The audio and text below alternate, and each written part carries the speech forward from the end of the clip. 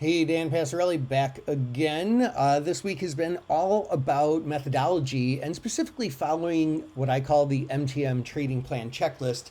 And we are getting to the next level of the MTM Trading Plan Checklist. We're going to start talking about once you've got the trade on, how do you manage it? So we're going to talk about exiting the trade and adjusting basically solid trade management techniques. So let's take that trade that we've been talking about for the last couple of days, this NVDA spread, and we're getting ready to exit it. And so we look at it and we think, well, how should I exit this trade? Just hammer it out at the natural bid, try and middle it, go somewhere in between.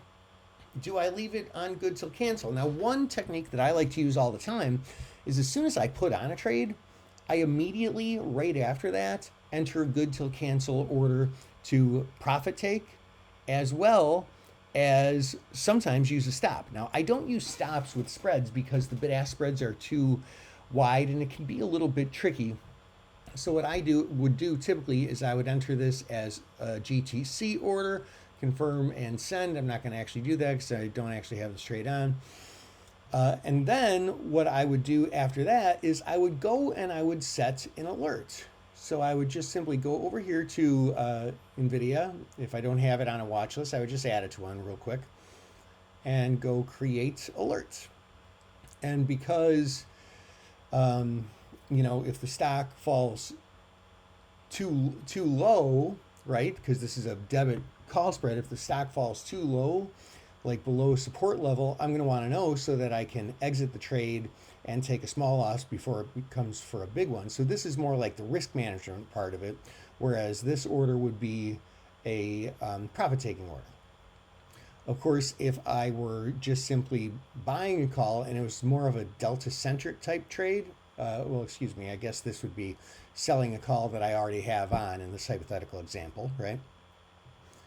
There, what I can do is I can put in a GTC profit-taking order at, say, $9. And at the same time, I could make this OCO right here, go simply create duplicate order. And instead of a limit, I would change this to a stop. I guess I'd have to pull this up, change this to a stop, and then, put this down maybe like $7 or something. Again, totally hypothetical example. And then confirm and send, and both of these orders would be in, and if one gets filled, the other one gets canceled.